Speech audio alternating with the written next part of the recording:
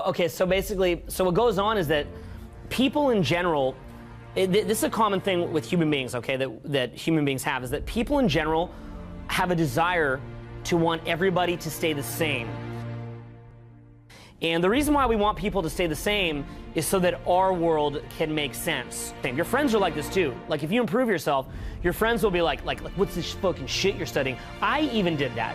I remember my old buddy, he was studying Anthony Robbins, and I think Tony's fucking badass. But I remember in my early 20s, I saw someone studying that. I'm like, you studying? You're like, Tony Robbins?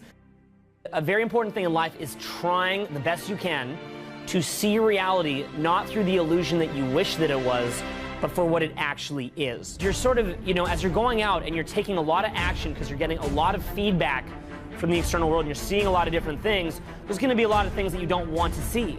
You don't want to see that.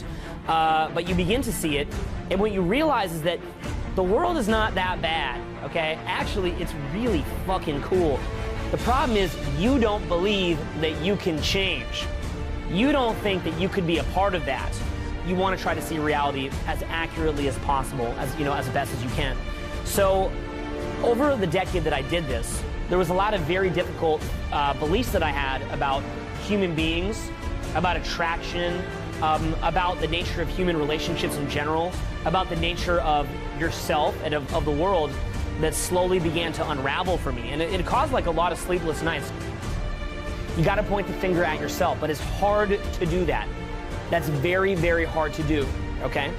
So the same sort of thing was the case for me when I saw people who were successful in life. For example, people who made a lot of money.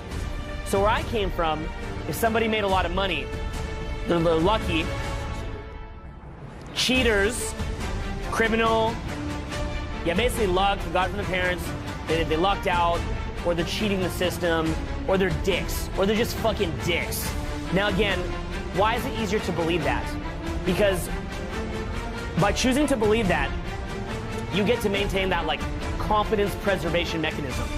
It's like you still get to be confident about your life choices because you can find a way through mental gymnastics to look down on that person, okay?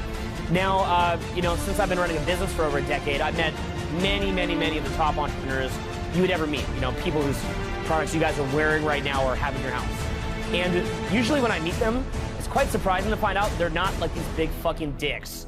And they didn't cheat the system, although maybe they were aggressive in businesses somewhere or there bent some rules. I don't know. I mean, probably got to bend some rules here or there. But the point being, they didn't cheat the system. They probably work really fucking hard.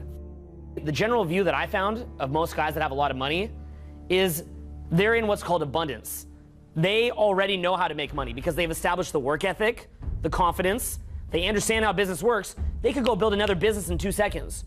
If they could just snap their finger and have their whole financial fortune wiped away to make everybody else in the world properly thinking people who knew how to be self-sufficient, they would do it because they have that sense of abundance that they could rebuild it. Most successful people have been on the brink of failure so many fucking times and been through so much turmoil to get to that point. They're just like, wow, I'm really lucky to be here. You never know how long this could last. This is just fucking great. I'm fucking wow. That's what most people are like. But again, most people, they don't want to see that because they don't want to question their own beliefs. Okay, so your mind is going to choose a vehicle of beliefs, and that comes from what I call brain and lane. So all beliefs are a vehicle, okay? So literally, it's like a caterpillar or a butterfly. The belief system that you have is simply a vehicle that gets you from point A to point B, and then eventually, if you're smart about it, you can change vehicles to get from point B to point C, and then you change vehicles to get from point C to point D. I believe that our mind actually auto-detects how intelligent we are and how much vagueness, ambiguity, complexity, case-by-case basis, gray area, paradox that we can cope with. If your brain detects that you have the mental strength to do things like seek first to understand, then to be understood, or that your brain has the mental strength to work really hard, or your brain has the mental strength to cope with setback, because most people, what happens when most people get a setback? They freak the fuck out and they give up, right? They freak the fuck out. They get a setback, they freak out. How many setbacks do you think that I've had to get to where I'm at with RSD? What would you guess? Many of them are public. They're quite public, okay? And the ones that are not even public are probably a lot worse too. So I've had to deal with setback, but again, you have to have the mental strength to do it, right? I didn't cultivate that overnight by any means. I still work on it now.